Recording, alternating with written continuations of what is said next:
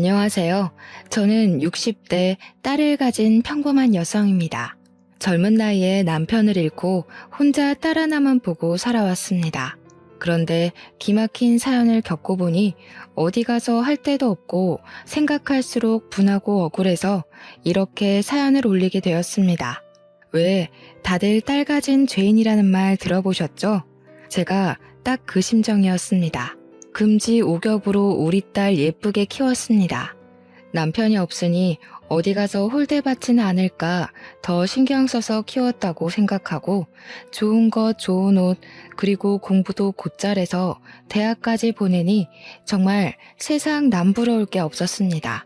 그런데 딱 하나 모자란 게 있었으니 우리 딸이 시댁복이 없었나 봐요. 결혼 생활 3년 동안 아이가 안 생기니 시댁에서 아이를 쥐잡듯이 잡아댔거든요. 처음 딸이 사랑하는 사람이라고 사위를 데리고 왔을 때 그래 너만 좋으면 엄마도 좋다 하고 했습니다. 다른 거 볼 게 뭐 있었겠어요.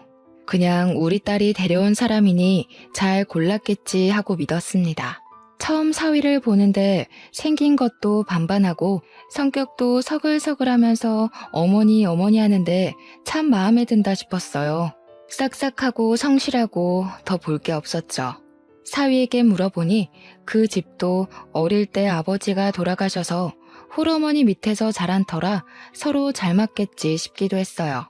저희도 남편이 일찍 죽고 혼자 키운 딸이라 사돈이랑도 그런 공감대가 있겠다 싶었어요.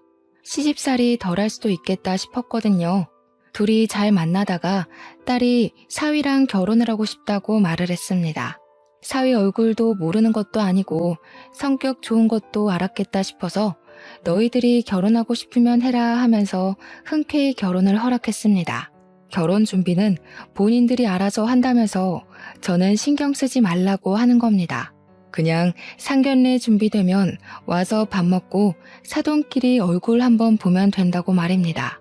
본인들이 알아서들 착착 준비하는데 얼마나 기특하던지 저는 알았다고 했습니다. 딸과 사위는 작은 한정집 집에서 상견례를 준비했습니다. 아담한 한옥이 운치 있고 참 좋더라고요. 기분 좋게 안으로 들어가서 앉았습니다. 사돈이 되실 분은 아직 오시지 않았더라고요. 잠시 후 식당의 창호지 문을 열고 들어오는 사돈의 분위기가 참 범상치가 않았습니다. 젤을 발라 번들거리는 머리를 쫙 틀어올리고 옷은 개량 한복을 입고 있었어요. 꼭 만신이셨던 저희 할머니 느낌이 드는 겁니다. 그쪽 일을 하시나 속으로 생각을 했어요. 사위한테는 한 번도 그런 이야기를 들어본 적도 없었던 저는 적지 않게 당황을 했습니다. 사위에게 어머니는 작은 가게를 운영한다고 들었거든요. 간혹 다른 일을 하면서도 신내림을 받는 사람도 있다고 알고 있기에 그런가 보다 생각했습니다. 저는 일어나서 예비 사돈께 깍듯이 인사를 했습니다. 말을 붙여보니 전혀 그쪽으로 일을 하시는 분이 아니시더라고요. 작은 가게를 최근에 접고 그냥 친구들과 여행을 즐기신다고 하더라고요. 운치 좋은 곳에 가서 맛있는 것도 먹고 이야기도 하고 한다는 겁니다. 그냥 취향의 한복을 입으시나 했습니다. 그런데 사람을 보면 첫 느낌이란 게 있잖아요. 그 느낌을 지울 수가 없는 겁니다. 뭔가 뒤에 있는 것 같은 찝찝함이 들었습니다. 저도 조금이나마 만신의 피가 섞여서인지 간혹 그런 감을 느끼곤 했습니다. 왜 사람 촉 좋은 사람들이 있다고 하지 않습니까? 바로 그게 저거든요. 그래서 계속 이렇게 안 좋은 느낌으로 의심하는 것보다야 확실하게 물어보는 게 좋겠다 싶어 사위를 불러 물어보았습니다. 모르는 것보다야 아는 게 좋다고 생각했었고 혹시라도 그쪽 일을 하신다면 제가 주의할 점이 있을 것 같았거든요. 그래도 사돈 어른인데 무슨 일을 하는지는 정확하게 알고 넘어가면 좋겠다 싶었어요. 저는 넌지시 어머님이 만신 일을 하느냐 하고 물어보니 사위는 제 말을 듣더니 절대 아니라고 벌쩍 뛰더라고요. 자신은 점 같은 거 믿지도 않을 뿐더러 좋아하지도 않고 어머님도 그쪽하고 아무 관련이 없다는 겁니다. 그쪽으로 일을 하신다고 해도 상관없다고 했죠. 저희 집도 윗대 할머니께서 만신을 하신 터라서 그냥 물어봤다고 했어요. 그래도 질겁하기에 저는 사위의 손을 잡고 걱정하지 말라고 다독였습니다.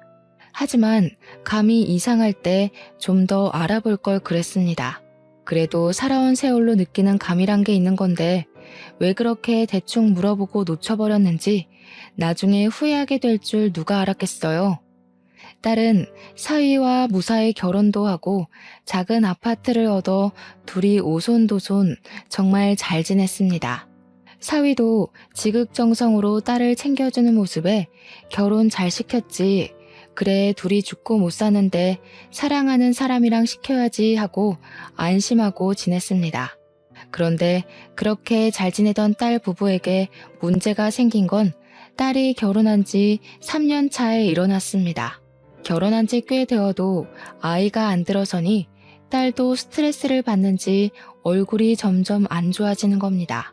넌지시 딸에게 피임하고 있냐고 물어봤습니다. 그냥 안 생기는지 아니면 일부러 안 갖는 건지는 알아야겠다고 생각을 했으니까요. 딸은 피임을 안 했다고 하더라고요. 그때부터 저도 걱정이 되기 시작했습니다. 피임을 안 했는데 3년 동안 아이가 안 생기니 스트레스를 많이 받겠다 싶었어요. 사위는 아이를 아주 많이 원했고 참 좋아하는 사람이라는 걸 알았으니까요. 병원에 가서 검사라도 해봐라 다독여서 보냈더니 병원에 가서 검사도 해보았지만 둘 다 정상이라는 소리만 듣고 왔답니다. 병원에서 기다리면 생길 거라고 애 가지는 게 급하면 인공수정이나 시험관을 하라고 했답니다. 딸도 그럼 인공수정부터 한다고 하더니 어느 날 갑자기 안 하겠다고 하는 겁니다. 왜 그러냐고 물어봐도 대답이 없고 얼마나 답답하던지 원래 속에 있는 이야기를 안 하는 아이라 자기 속도 속이 아닌가 보다 하고 그냥 넘기길 반복했습니다. 조금 더 물어볼 걸 입 닫고 있는 것은 속이 골마간다는 건데 그때 저는 눈치를 채지 못했습니다. 하루는 딸이 찾아왔는데 기운도 없어 보이고 저에게 할 말이 있는 것 같은데 입을 꼭 다물고 말을 안 하는 게 아니겠어요? 그날뿐만 아니라 몇 번이나 저를 찾아와서 아무 말 안 하고 가기를 반복하더라고요. 무슨 일이 있냐 하고 다시 물어봐도 역시 아무 대답을 안 하는 겁니다. 속은 속대로 타들어가는데 물어봐도 대답을 안 하고 가니 무슨 일이 있나 보다 신경이 쓰였습니다. 그러다가 제게 사돈이 저희 집으로 찾아왔습니다. 개량 한복을 곱게도 차려입고 머리를 젤을 발라 틀어올린 사돈은 대뜸 제 앞으로 붉은 종이에 금색 글씨가 쓰인 부적을 여러 장 내려놓았습니다. 사돈어른, 이것을 한 장은 이불 안에, 그리고 한 장은 천장 위에, 그리고 한 장은 현관에 붙여두시고 나머지 한 장을 자시에 촛불 켜고 정화수 떠놓고 제발 딸아이 아이를 가지게 해주십시오. 빌고 나서 촛불에 태워서 부적가루를 정화수에 띄워서 드시면 됩니다. 저는 황당해서 두 눈을 동그랗게 떴습니다. 부적을 몸에 두르고 집에 붙이는 것도 찝찝한데 빌고 태워서 먹으라니 정말 거부감이 생기더라고요. 그것도 무슨 부적인지도 모르는 걸 말이죠. 저는 정중하게 거절을 했습니다. 죄송합니다, 사돈어른. 제가 그런 걸 믿지 않아서요. 이렇게 많은 부적은 필요도 없고 제가 그런 걸 안 좋아하니 그냥 가져가시는 게 좋을 것 같습니다. 제가 그렇게 말하니 사돈의 얼굴이 금세 울그락 푸르락 달아오르더라고요. 사돈이 이렇게 무심하게 있으니까 며느라기한테 애가 안 들어서는 거 아닙니까? 제가 매일같이 신령님께 빌고 장군님께 치성을 드리면 뭐합니까? 여기서 다 제 공덕이 빠져나가는걸요. 아무 말 하지 마시고 한번 해보세요. 아이들을 위하는 일이니까요. 장군님은 뭐고 신령님은 다 뭡니까? 사위 말로는 그쪽 일은 안 하신다고 들었는데요. 그런 걸로 애를 가질 수 있었으면 조선시대 사람들은 애 못 낳는다고 쫓겨나는 사람도 없었겠네요. 그리고 저도 그쪽으로 조상님이 있어서 잘 알고 있습니다. 사람 일 공덕으로 될 일이 있고 안 될 일이 따로 있는 겁니다. 가지고 돌아가세요. 거 보세요. 그렇게 생각하니 애가 안 생기는 거라고요. 아무리 내가 설명해도 속이에 경일 끼면은 알아듣질 못해서 자기 앞에 조상님이 아이를 주려고 데리고 왔다가도 돌아선다는 말입니다. 굿도 하고 산신께 사흘 밤낮을 빌어도 모자랄 판에 이렇게 초를 치시면 됩니까? 이게 얼마나 귀한 건 줄 알고 나는 말이에요.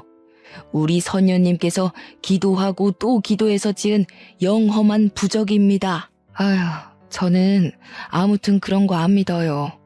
이거 당장 가지고 돌아가세요. 다시는 이런 이야기 꺼내지 마세요. 그런 거 가지고 혹시 애들한테도 강요하거나 하시지 마시고요. 그냥 기다립시다. 아이들이 알아서 잘할 테니까요.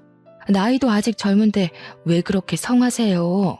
병원 다니면 금방 생길 겁니다. 사도는 얼굴이 시뻘개져서 부적을 집어들고 횡하니 가버리더군요. 그렇게 돌아가고 나니 깊은 한숨이 새어나왔어요. 그간 제게 딸이 말 못한 게 저것이구나 하고 그제야 생각이 들더라고요. 저는 이런 걸 안 믿으니 말도 못 꺼내고 얼마나 고민했을까 하고 말입니다. 저희 할머니가 아무리 만신이어도 저렇게 어이없는 짓은 하신 적이 없었는데 저는 더욱 의심이 들었습니다. 전화를 해볼까 몇 번이나 핸드폰을 들었다가 내려놓기를 반복했어요. 제가 말했다가 또 속만 뒤집는 거 아닌가 걱정이 되었습니다. 그렇게 며칠을 소가리를 하고 있을 때 딸이 울면서 집으로 뛰쳐왔더라고요. 왜 그러냐고 물어봐도 답이 없고 울기를 반복하는데 한참을 운 딸이 사위랑 못 살겠다고 하더라고요. 붉은 천을 가지고 와서 몸을 묶어 대지를 않나 이상한 부적을 가지고 몸에 붙이질 않나 밤마다 악몽을 꾼답니다. 그때 사돈의 부적이 생각났어요. 그 옆엔 내가 애를 잡았겠구나 생각이 번쩍 들더라고요. 이번에는 사위까지 합세했다고 하니 제 속이 안 뒤집히고 배기겠어요. 그래서 그만 살아라 했습니다. 애가 뭐라고 안 낳고 살면 되지 내 딸이 더 귀한데 스트레스를 그렇게 받으면서 살 게 뭐 있나 싶었어요. 딸이 집으로 오고 나서 사위가 찾아왔습니다. 저는 괘씸해서 현관문도 열어주지 않았어요. 정말 화가 나더라고요. 아껴주겠다, 사랑해주겠다 데려가 놓고선 그런 짓을 하다니 말입니다. 내 금쪽 같은 딸한테 한 일을 생각하니 피가 거꾸로 솟았습니다. 그런데 사위가 돌아가지 않고 현관 앞에서 무릎을 꿇고 또 빌고 또 비는 겁니다. 미안하다고 돌아가자고 다시는 그런 일 없을 거라나요? 저는 딸에게 당장 사위하고 갈라서라고 말했습니다. 그런데 딸이 자기 잘못이다. 얼마나 아이를 원하면 저러겠냐 그러는 겁니다. 속이 뒤집혀서 말도 안 나오는 겁니다. 너 당장 저놈하고 헤어져. 아주 사람이 할 질 못할 질 다 해놓고서는 이제 와서 저렇게 빈다고 다 해결될 일이야? 응? 데려갈 때는 아주 손가락에 물 한 방울 안 묻히게 할 것처럼 굴더니 이게 뭐야? 사람을 아주 우습게 알아. 그만해 엄마. 다 내 잘못이야.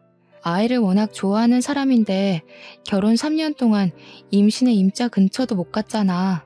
보통 착상이라도 해서 유산이라도 해보는 건데 나는 그런 것도 없고 얼마나 간절했으면 그랬겠어. 그게 왜? 네 잘못이야. 아이 안 낳고 사는 부부들은 다 이혼하고 갈라서야 한다던?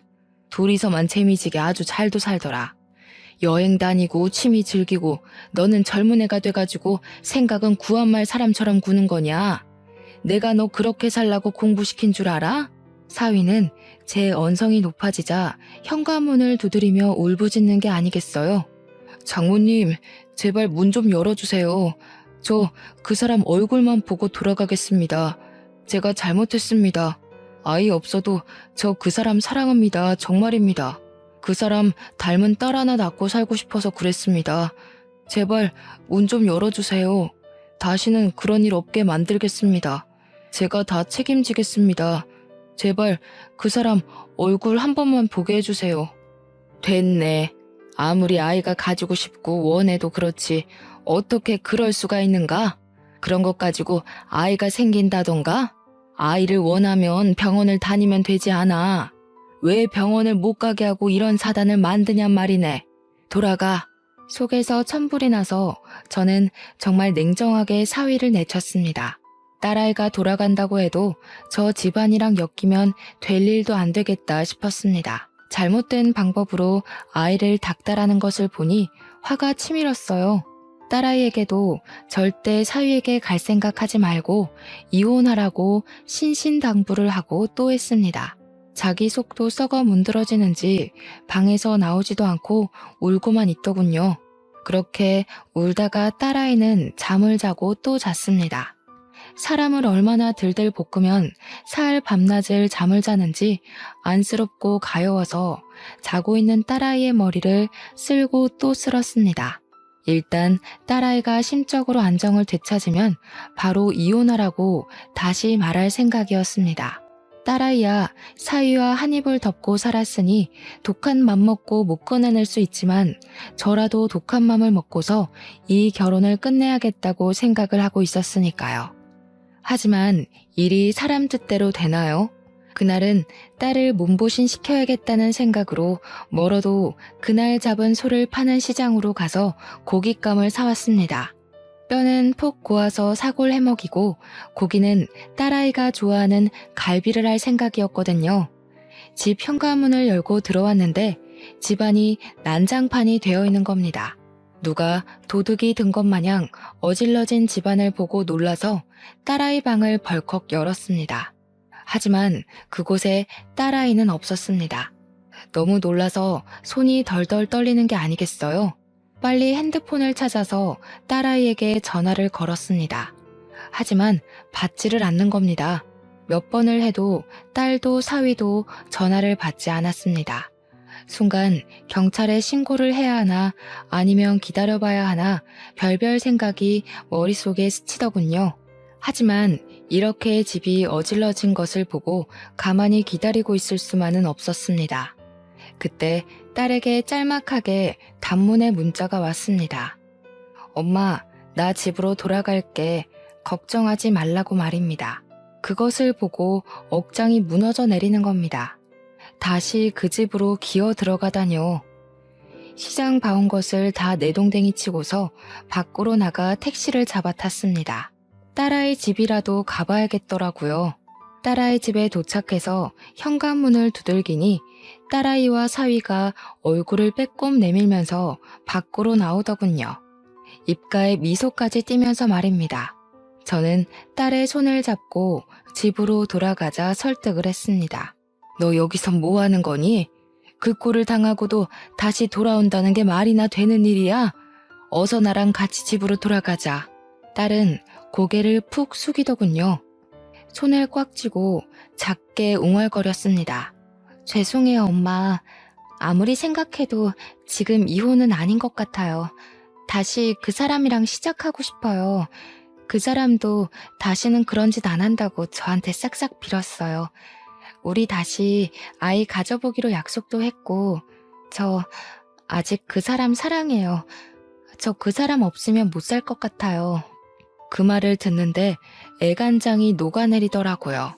이 못난 거사, 지금 그걸 말이라고 하니? 다시는 그런 일 없을 거라고 어떻게 보장을 하니? 당장 돌아가자.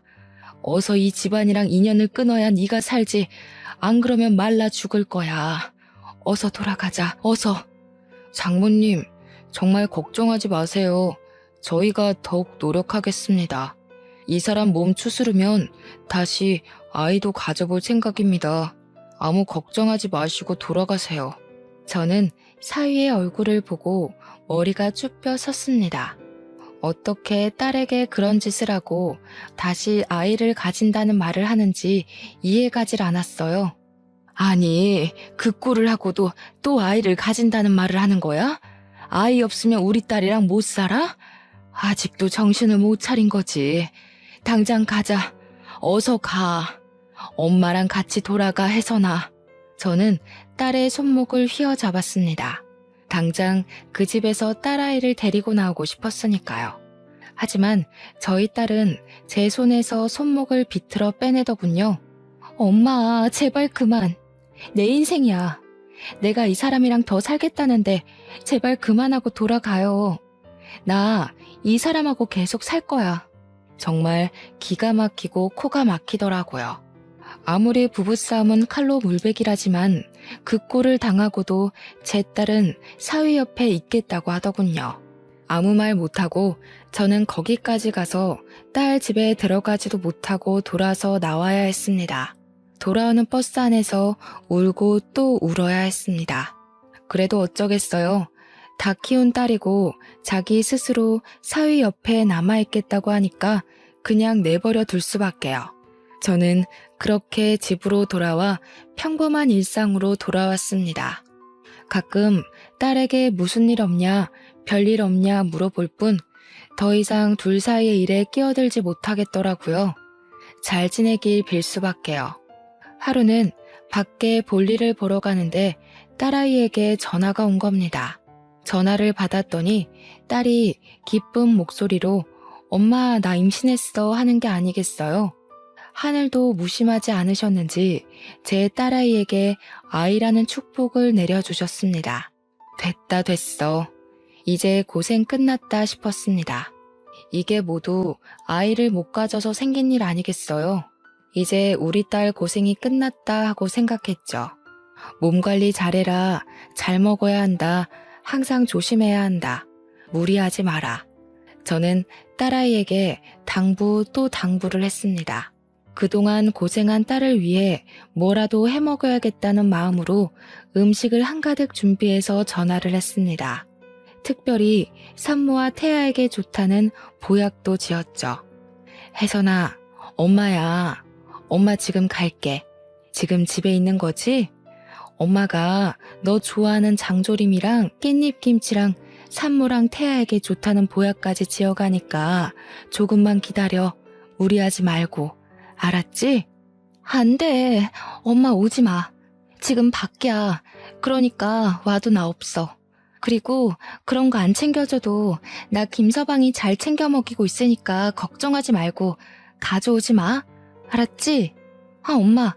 나 전화 끊어야 해. 나중에 통화해. 그렇게 말하며 전화를 끊어버리는 겁니다. 전화를 그렇게 끊었어도 저는 딸 집으로 향했습니다. 저녁 되면 집에 돌아오겠지. 그리고 이미 바리바리 준비해 놓은 반찬들을 어쩌겠어요. 혼자 사는 집에 많은 반찬을 버릴 수도 없고 몸에 좋은 보약도 전해주어야 하고 저는 택시를 잡아 타고 딸 집으로 향했습니다. 택시에서 내리면서 아파트 현관으로 들어서는데 우체통이 떡하니 눈에 보이는데 딸집 우체통에 우편물이 가득 쌓여 있는 겁니다. 임신 초기라서 피곤해서 이것까지 관리를 못했나 하고 대수롭지 않게 우편물을 뽑아들고 엘리베이터에 올라탔습니다. 하지만 아무리 배를 눌러도 그리고 하늘에 달이 떠올라도 딸은 돌아오지 않는 겁니다. 이 늦은 시간까지 사위도 딸도 얼굴을 안 비치는 게 너무 이상해서 저는 다시 딸에게 전화를 걸었습니다. 혜선아, 엄마 너희 집 앞인데 도대체 어디니? 응? 임산부가 밤늦게까지 어디를 돌아다니는 거야. 빨리빨리 돌아와서 쉬어야지. 초기라서 무리하면 안 된다고 했잖아. 엄마, 나 지금 다른 곳에서 지내고 있어. 오지 말라고 했잖아. 와도 없다고. 김서방이랑 어머님이 잘 챙겨주고 있으니까 걱정하지 말고 기다리고 있어. 너 그게 무슨 말이야? 다른 곳이라니. 어디 있어? 너 지금 너희 시어머니랑 같이 있는 거야? 도대체 어딘데 엄마에게 말을 못해. 빨리 말해. 걱정하지 마, 엄마. 어머님이 우리 아이 잘 크라고 신령님께 치성 드리러 있어. 이렇게 하면 아이도 잘 크고 건강하게 태어난대. 너무 걱정하지 말고 기다리고 있어. 그만 끊을게. 딸은 다시 전화를 끊어버렸습니다. 등골이 오싹해지는 것이 온몸에 소름이 돋아오르기 시작하더라고요. 제가 안 봤으면 모를까 사돈의 그 민속신앙에 미친 모습을 보고 나니까 이대로 두면 무슨 일이 벌어질 것 같은 예감이 들었습니다. 엄마가 되어서 손 놓고 기다릴 수가 있나요? 저는 사돈에게 전화를 걸었습니다. 처음에는 제 전화를 무시하고 받지 않더군요. 저는 끈질기게 전화를 계속 걸었습니다. 제 딸한테 무슨 일이라도 생기면 그 여편네를 가만둘 생각이 없었거든요. 몇 번의 시도 끝에 사돈이 전화를 받더군요. 여보세요? 사돈 아니신가요? 무슨 일로 이렇게 늦은 시간까지 전화를 하시는 거죠? 무례하기 짝이 없네요. 예의에 어긋난다는 것을 모르시나요? 날 밝으면 전화를 다시 하던가. 이게 무슨 짓입니까? 다짜고짜 저에게 전화를 했다고 화를 내는 겁니다. 지금 우리 딸이랑 사위랑 같이 있다는 거 압니다. 어디에 있는 겁니까? 댁에 안 계신 것 같은데. 지금 우리 딸 어디에 있는 거예요? 걱정하지 마세요. 애들은 아주 잘 있습니다. 밥도 잘 먹고 잘 지내고 있다는 말입니다. 뭐가 걱정이셔서 이런 시간에 전화를 하셨나 모르겠습니다, 정말. 기분이 나쁘네요. 앙칼지게 째는 사돈의 목소리를 들으니 더욱 정신이 번쩍 들었습니다. 저는 전화기를 꽉 부여잡고 통화를 이어나갔습니다. 지금 어디 있나요? 제가 직접 얼굴도 보고 직접 해온 반찬도 먹여야겠네요. 임신 초기인데 조심하고 또 신경 쓸 때 아닙니까? 엄마 밥도 먹고 싶을 테고 사돈께서 한 번만 양해 좀 해주세요. 제 말을 듣고 사돈은 한참을 고민하더니 작게 읊조렸습니다. 뱃속 아이 걱정은 하지 마세요. 제가 얼마나 정성을 다 쏟고 있는지 아시면 아마 깜짝 놀라실 겁니다. 정 궁금하시면 사돈께서도 이곳에 와서 하늘째를 올리시던가요. 그럼 하늘이 감복해서 더 건강한 애를 주실 겁니다. 오실 때 5천만 원 준비해서 오시면 됩니다. 하늘에 재를 올리는데 5천만 원이면 아주 싼 가격입니다. 재라니, 저 여편네가 또 미친 짓을 꾸미는 것을 바로 알겠더라고요. 저는 딸아이가 너무 걱정되기 시작했습니다. 이제 홀몸도 아닌 애인데 또 무슨 일을 당하지 않는지 불안해서 전화를 받는 손이 덜덜 떨리는 겁니다.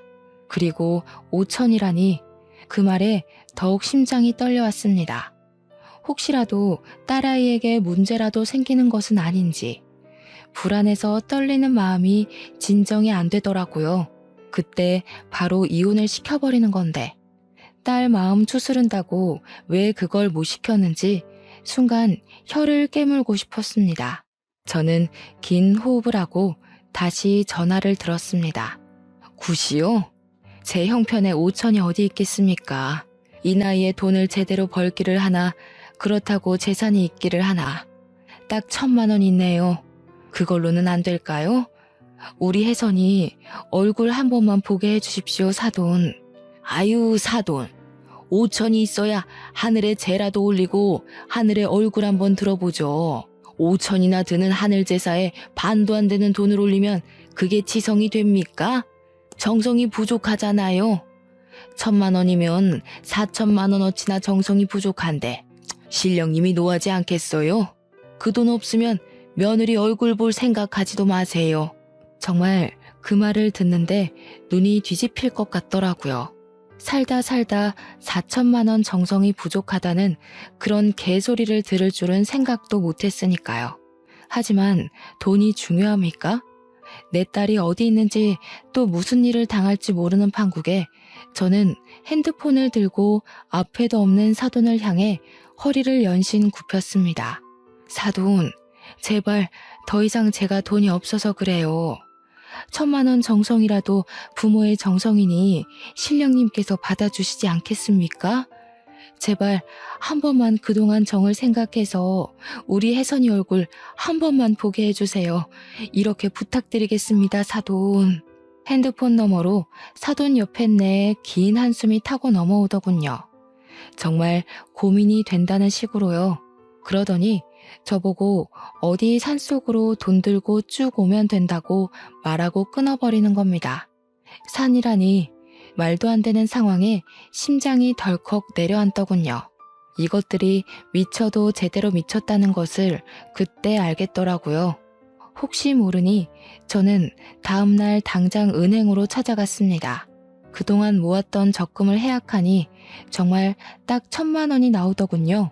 그 돈을 5만 원짜리로 바꿔서 비닐에 싸고 또 쌓아서 가방에 꼭 담아서 품에 꼭 안았습니다. 이 돈은 어쩌면 제 딸을 살릴 돈이라고 생각을 했습니다. 일단 사돈이 시키는 대로 그 산을 찾아갔습니다. 작은 시골 마을 뒷산이지만 산세가 좀 험해 보이더군요. 이름 없는 산에 꽤 깊은 골짜기가 있는 겁니다. 산을 오르다가 저는 이대로 돈을 들고 가면 안 된다는 생각 번쩍 들었습니다. 돈만 빼앗기고 딸을 안 보여주면 큰일 나니까요. 주위를 둘러보니 큰 바위 하나가 눈에 띄더라고요. 저는 풀숲을 헤치고 그 바위 밑으로 가서 주위에 나뭇가지와 넓적한 돌을 들고 땅을 팠습니다. 깊숙하게 판 땅 속에 돈이 든 가방을 넣고 흙을 덮었습니다. 그 위에 돌을 올려서 나중에 찾기 쉽게 표시도 해두었어요. 손에는 이미 시커멓게 흙투성이 되어 있더라고요. 그걸 묻으면서도 어찌나 손발이 덜덜 떨리던지 목구멍이 바싹 말라갔습니다. 혹시라도 올라가서 딸을 그 돈과 미끼로 맞바꿀 생각이었습니다. 딸을 무사히 데리고 산 아래까지 데려오려면 저에게도 무기 하나쯤은 들고 있어야겠다는 생각이 들었거든요. 그렇게 빈손으로 저는 산길을 타고 올라갔습니다. 좁은 산길을 쭉 올라가니 큰 돌탑이 몇 개나 나왔습니다. 산속 돌탑에 금줄이 돌돌 말려있는 게 참 스산하게 느껴졌습니다. 돌탑을 빙 둘러가니 작은 암자가 나오더군요. 암자 옆에서 큰 돌탑이 있었는데 그 앞에서 한 10명 정도 안 되는 사람들이 탑 앞에서 무릎을 꿇고 빌고 있더라고요. 그 모습이 얼마나 기이해 보이던지 그 사람들 속에 제 사위와 사돈도 섞여 있었습니다. 저는 한참을 그 모습을 지켜보다가 그곳으로 다가갔습니다. 제가 작게 김서방 하니 사위와 사돈이 고개를 돌려보더라고요. 그러더니 다시 모른 척 고개를 돌리고 절을 하더군요. 저는 할 수 없이 다시 기다려야 했습니다. 한참을 다시 기다린 끝에 사돈과 그 옆에 있던 한복을 차려입은 여인이 저에게 다가오더군요. 딱 봐도 이 사람 보통 사람이 아니다라는 게 얼굴에서 느껴지더라고요. 아직 50대 안팎의 사람인데도 풍겨져 오는 기운이 남달랐거든요. 옆으로 찢어진 눈으로 저를 위아래로 훑어보더라고요. 옆에 서 있는 사돈이 그 여자에게 저를 소개해 주었습니다. 선녀님, 이분은 저희 며느라기 친정엄마 되시는 분이십니다. 신령님께 치성을 드리러 온다고 해서 제가 오라고 했습니다. 사돈어른 치성비는 준비해서 오신 거죠? 이리 주세요. 저는 손을 뒤로 꼼지락거리며 사돈과 그 여자를 번갈아 쳐다보았습니다. 일단 우리 혜선이 얼굴 보면 드릴게요. 우리 애 어디 있나요? 아까 김서방이랑도 같이 없는 것 같던데. 우리 딸 어디 있는 거예요? 얼굴부터 보여주세요. 일단 치성비부터 주시면 보여드릴게요. 이리 주세요. 며느리는 아주 잘 지내고 있으니까 돈부터 주세요. 그래야 딸아이 얼굴을 보여드릴 수 있어요. 돈부터 달라는 말에 심장이 덜컥거렸습니다. 안 주면 안 보여주는 거 아니야? 설마 나를 이대로 내쫓는 거 아니야? 하는 생각이 번쩍 들었습니다. 하지만 어미가 돼서 그곳까지 가서 어떻게 딸 자식 얼굴도 안 보고 오겠습니까? 처음부터 안 가면 안 갔지 그럴 수야 없었죠. 저기 산 밑에 두고 왔어요. 일단 애 얼굴부터 보여주시면 제가 가서 들고 올게요. 얼굴부터 보여주세요. 우리 혜선이 어디 있습니까? 제 말에 사돈의 얼굴이 시뻘겋게 달아오르더라고요. 그게 말이나 되는 소리입니까? 지성비를 두고 오다뇨. 거짓말 치는 거 다 알아요. 돌아가세요. 아무리 딸 얼굴 보고 싶어도 그렇지. 이곳이 어떤 곳인지 알고 그런 거짓말을 짓거리는 겁니까? 그동안 저희가 얼마나 정성을 들였는데 부정이라도 타면 어쩌려고요? 저는 땅을 파서 시커멓게 된 손을 내밀었습니다. 자, 보세요. 제 손 보고 그런 말 하세요. 제 딸 어디 있어요? 정말로 저 산 밑에 숨겨두고 왔다니까요. 1,000만 원이라도 받고 싶으면 내 딸 얼굴 보여달라고. 저는 그렇게 외치며 화가 나서 암자 안으로 뛰어들었습니다. 더 이상의 말싸움은 무의미해 보였습니다. 문을 벌컥 열고 들어간 암자 안은 사방에 오방색 천으로 둘러져 있었습니다. 살면서 이렇게 기괴한 곳은 처음이었어요. 예전에 텔레비전으로 본 전설의 고향이 머릿속에 떠오르더라고요. 온몸이 소름이 돋아오르는데 한쪽에서 딸이 저를 보고 엄마 하고 부르더라고요. 저는 그곳으로 달려갔습니다. 딸은 머리만 빼고 온몸이 붉은 천으로 똘똘 감겨 있는 게 아니겠어요? 저는 너무 놀라서 달려가서 딸의 묶인 몸을 풀었습니다. 지금 뭐 하는 짓이에요? 그러다가 애 떨어지면 사돈이 책임질 겁니까? 지금 애 떨어지지 말라고 저희가 치성제사를 드리는 중인 게 안 보이세요? 그렇게 신생아처럼 묻고 안정을 시켜야 뱃속의 아이도 제자리를 찾아가는 겁니다. 저는 할 말을 잃어버리고 딸의 몸에 감긴 천을 풀고 일으켜 세웠습니다. 일단 이 정신 나간 곳에서 나가는 게 먼저였으니까요. 딸은 엉엉 울고 딸의 바지에는 핏자국까지 살짝 비쳤습니다. 순간 정신이 아득해지더군요. 지금 이게 정상적인 걸로 보이세요? 아니 무슨 치성을 들이면 애를 이 지경으로 만드는 겁니까? 애 밑에 핏자국 안 보이세요? 어떻게 하면 애를 이렇게 꽁꽁 묶어놔요? 들어선 애도 잘못되겠네. 저는 사돈의 얼굴에 삿대질을 하자 사위가 저에게 다가와 제발 그러지 말라고 말리더라고요. 장모님, 제발 진정하시고 저희 이야기 좀 들어주세요. 아이를 위해서 한 일이에요. 얼마나 귀하게 얻었는지 장모님도 잘 아시잖아요. 사실 저희가 임신된 것도 저기 선녀님이 신령님께 치성을 드려서 된 거예요. 이번에도 잘 되라고 빌어주시는 거니까 제발 화 좀 푸세요. 이런 미친 것들을 봤나? 지금 이 상황을 보고도 내가 눈이 안 돌면 사람이야? 자네, 이제 다시는 내 딸 볼 생각하지 말게. 데려갈 때 다시는 이런 짓 안 한다고 해놓고서 지금 이게 무슨 짓인가? 이리 나오게. 저는 앞에 있는 사위를 밀치고 딸의 손을 꽉 잡았습니다. 그러자 사위가 저에게 달려드는 게 아니겠어요? 저는 바로 앞에 보이는 불이 붙은 촛대를 사위에게 던져버렸습니다. 불이 붙은 촛대는 사위를 정확히 맞고 떨어졌는데 얇은 한복을 입은 사위의 몸에 불이 순식간에 붙기 시작하더군요. 얼마나 싸구려 천을 썼으면 그렇게 쉽게 붙는 건지. 사위가 대굴대굴 구르고 난리가 나니까 사돈이 아들을 눕혀놓고 불 붙은 곳을 발로 밟는 게 아니겠어요? 선녀라는 여자는 떠다 놓은 정화수를 사위에게 끼얹고 난리가 났습니다. 저는 그 난리를 틈타서 딸의 손을 꽉 잡고 그곳을 빠져나왔습니다. 밖에 있는 사람들도 불이 나자 허둥지둥 물을 뿌리기에 급급했습니다. 한참을 정신없이 그곳을 뛰어내려오는데 딸이 배를 움켜쥐고 주저앉더라고요. 하혈까지 한 상태이니 저도 더 이상 가는 것은 무리다 싶었습니다. 혹시라도 사돈이 쫓아올까 싶어서 옆 수풀 속으로 숨어들었습니다. 심장은 벌렁거리고 입은 바싹 타오는 게 딱 죽겠더라고요. 이대로는 안 되겠다 싶어서 주머니에서 전화기를 꺼내들었습니다. 경찰에 전화해서 자초지종을 말하니 알겠다고 하더군요. 잠시 후 산길에 경찰차가 도착하자 제가 손을 흔들었습니다. 경찰 두 분이서 오셨더라고요. 딸이 아프다고 하니 일단 암자가 아니라 병원부터 가자고 하시더군요. 가는 내내 그곳에서 벌어진 일 그리고 현재 상황을 경찰분들께 설명을 드렸습니다. 이야기를 들어보던 경찰분들의 표정이 미묘하게 바뀌더군요. 최근 지역에서 어느 선녀에게 굿사기를 당한 사람들이 있었는데 아마 그 사람인 것 같다고요. 정확한 거주 지역을 파악 못하고 있었다고 합니다. 저는 경찰분께 자세한 인상착의와 암자로 가는 길을 알려드렸습니다. 병원으로 가서 또 얼마나 울었는지 모릅니다.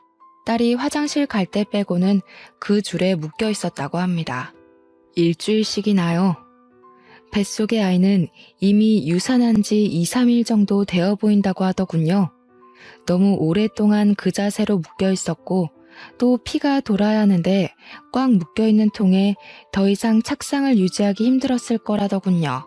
얼마나 속이 상하던지 오열하는 딸을 보고 같이 한참을 울어야 했습니다. 그리고 다음날 경찰분이 전화가 왔습니다. 잠깐 서로 와달라고 하더군요. 가서 보니 선녀 사돈이 경찰에 잡혀왔습니다. 이미 굿사기로 선녀는 전과 5범이고 사돈 또한 사기로 전과 3범이라는 사실을 알게 되었어요. 둘이 함께 다니면서 사기를 쳤더군요. 사위는 어디 있냐고 물으니 병원에 있다는 겁니다. 사돈이 발로 낭심을 밟아대는 바람에 제거 수술을 하러 갔다고 합니다.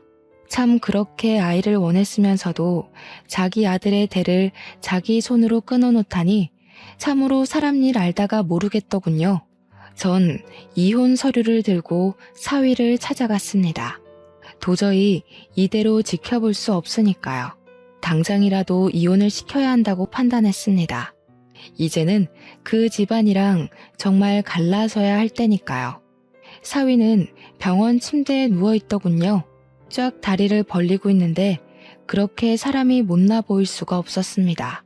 병원에서 들은 이야기로는 밟힌 날 바로 병원으로 내원했다면 바로 보건 수술을 할 수 있었는데 이 미친 사람들이 아들을 눕히고 다시 치성 기도를 올렸다는 겁니다. 그것 때문에 골든타임을 놓치고 결국은 제거를 했다고 합니다. 정말 그 말을 듣는데 기가 막혀서 말이 안 나오는 겁니다. 사람들이 어쩌면 저렇게까지 미칠 수가 있는 것인지 저는 사위에게 이혼 서류를 내밀며 말했습니다. 김서방, 두말하지 말고 바로 내 딸이랑 이혼하게. 내가 그 꼴을 보고도 자네랑 우리 딸이랑 살게 두면 부모가 아닌 걸세. 당장 여기에 지장 찍어. 안 됩니다, 어머니. 이제 저는 다시는 아이를 가질 수 없는 몸이 되었어요. 혜선이 뱃속에 아이밖에 제 자식은 없습니다. 제발 이혼하라는 말 하지 말아주세요. 이제 정말 안 하겠습니다. 혜선이가 싫다면 다시는 절대 그런 일 안 할 겁니다. 이미 딸아이의 뱃속의 아이는 사라졌는데 뱃속 아이 타령을 하니 속이 뒤집어졌습니다. 사위를 향해 따귀를 날렸습니다. 사위는 저를 보며 붉게 달아오른 뺨을 손으로 짚더라고요. 혜선이 유산했어. 다 자네와 자네 어머니 때문에. 유산한 지 2, 3일이나 됐다네. 애를 그렇게 묶어두니 유산이 안 되고 배겨? 자식 잡아먹은 아비가 자식 걱정이라니. 앞으로 자네는 이제 평생 자식이 없네. 다신 그런 소리는 하지 말게. 당장 우리 딸이랑 이혼하게. 아니면 내가 자네도 고소할 걸세. 당장 여기에 지장 찍으란 말이야. 그래도 그동안 정이 있어서 이혼으로 봐주는 줄 알게. 사위는 꺼이꺼이 소리를 내면서 울더니 이혼 서류에 지장을 찍어주었습니다. 저는 한 대 뺨을 내리치려고 손을 들었다가 울고불고 난리를 치는 사위를 두고 그냥 밖으로 나왔습니다. 경찰분들이 저의 1,000만 원도 찾아다가 돌려주셨네요. 어찌나 감사하던지 손을 잡고 한참을 감사하다고 인사를 드렸습니다. 딸에게 왜 그때 집에서 사위에게 돌아갔냐고 하니 사위와 사돈 그리고 그 선녀가 와서 귀신을 씌운다고 협박을 하더랍니다. 엄마에게도 귀신을 씌울 거니까 곱게 따라가자고 했다네요. 그동안 악몽을 꿨던 탓에 안 따라갈 수가 없었답니다. 저는 딸의 손을 꽉 잡고 그 사람들에게는 그런 실력이 없는 사기꾼이라고 말해주니 저를 끌어안고 엉엉 울더군요. 얼마나 무섭고 힘들었을지 억장이 무너져 내렸습니다. 딸은 그 뒤 한동안 트라우마로 치료를 받아야 했습니다. 자식 잃어버린 게, 그것도 그렇게 어이없이 소중한 생명을 잃어버린 게 꼭 자신 잘못이라고 하더군요. 저는 딸에게 몇 번이나 괜찮다 괜찮다 다독이며 안심을 시켰습니다. 저 또한 아이 못 가진다고 타박하는 시댁에서 더 빨리 딸을 데려오지 못한 게 제 딸을 아프게 만든 것은 아닌지 몇 번을 곱씹고 또 곱씹어 속으로 삼키고 인내해야 했습니다. 저 일은 벌써 몇 년 전 일이 되었습니다. 참 인생은 새옹지마라는 말이 있잖아요. 그래도 딸은 잘 이겨내고 지금은 새로운 남자를 만나 아들 하나 딸 하나를 낳고 살고 있습니다. 하지만 제 딸은 과거의 일은 입 밖으로 꺼내는 일이 없습니다. 꼭 기억에서 지워버린 듯 그 몇 년의 시간은 절대 꺼내지 않더군요. 차라리 다행이다 싶으면서도 아직도 아파하는 것을 알기에 억장이 무너집니다. 남의 귀한 자식 피눈물 흘리게 하는 것들은 반드시 자기 눈물에서 피눈물 흘릴 날이 있다고 생각합니다. 뿌린 대로 거둔다는 말이 있잖아요. 천벌을 받아야죠. 여러분도 딸이 사랑하는 사람 데려오면 그 사람만 보지 말고 집안 어른들도 꼼꼼히 살펴보았으면 좋겠어요. 의심스러운 건 물어보고 확인하고 그래야 한다는 걸 마음 깊이 깨닫고 다시는 저 같은 실수 안 하셨으면 하는 마음에 이렇게 사연을 올립니다. 들어주신 여러분 정말로 감사합니다.